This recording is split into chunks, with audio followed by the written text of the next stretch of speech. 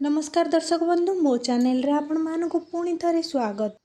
आज मु पंजाबी स्टाइल रो मेथी परोटा किछि टिप्स लेके आसी।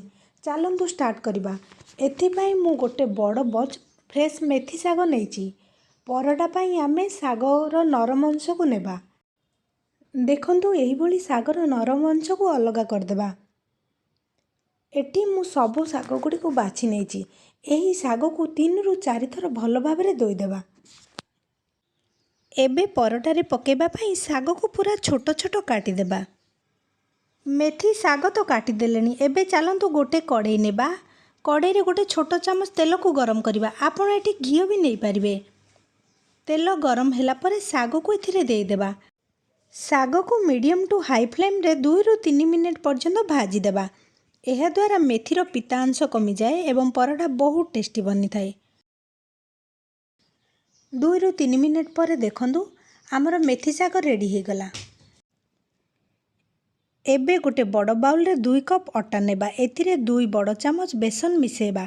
बेसन देबा द्वारा परोटार टेस्ट बहुत भल आसी थाए। एबे एथिरे मसला को मिसेई देबा।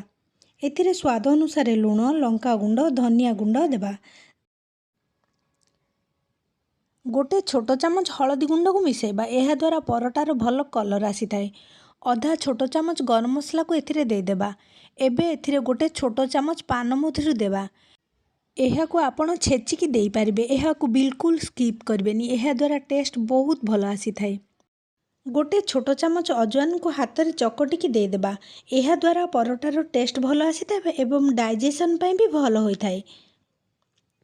एबे एथिरे मेथी को दे देबा। मेथीर क्वांटिटी आपण आपणक पसंद हिसाब रे कम बेसी करि परिबे। एबे एही सब को भल भाबरे 2 मिनिट पर्यंत मिसेबा। 2 मिनिट पर 2 बड़ चामच दही को एथिरे मिसेबा।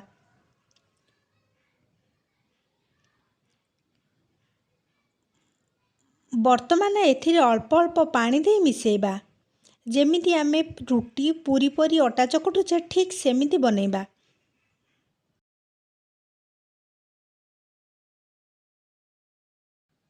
एबे एथिरे गोटे छोट चामच तेल को दे मिसेई देबा।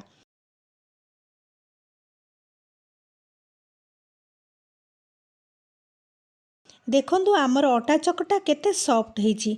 परोटा पाई आमे एही भली अटा चकटिबा। एहा को रेस्ट पाई छाड़िबेनी। छाड़ी देले बहुत सॉफ्ट हे जिवो। परोटा बेलिबा पाई असुविधा हबो। एबे एही चकटारू परोटा पाई गुळा तयारी करबा। परोटा पाई टिके बड़ साइज रो गुळा करबा कारण परोटा टिके मोटा हेले भल लागिबो। बाकी गुळा गुडी को भी बनेई देबा। परोटा पाई तो आमर अटा गुळा रेडी हो गला। चलंतु एबे एहा को बेलिबा। प्रथमे टिके बेलिबा। जदि लागिबो मझिरे मझिरे अटा दे बेलिबा। मु एठी गोल परोटा बनौची। आपण जदि चाहेबे त्रिकोण भी बनेई पारिबे। एपटे मु तावा गरम हेबा पाई रखी देइथिली। एथिरे परोटा को दे देबा। गैस रो फ्लेम को मीडियम रखिबा।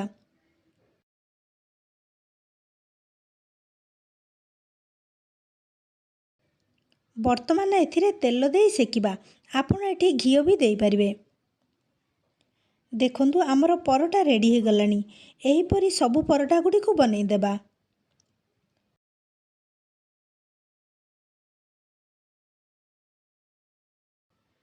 जदि आपनको एही रेसिपीटी भल लागिथिबो प्लीज लाइक कर देबे।